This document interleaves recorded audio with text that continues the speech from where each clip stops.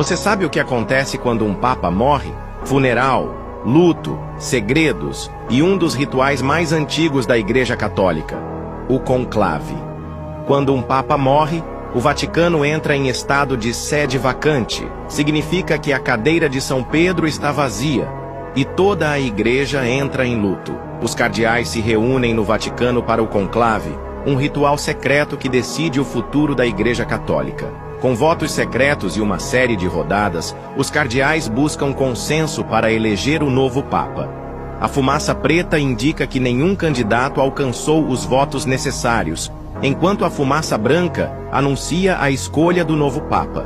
E assim, uma nova era começa para a Igreja Católica, com um líder espiritual escolhido para guiar milhões de fiéis ao redor do mundo. Uma tradição que dura séculos, cheia de simbolismo e significado.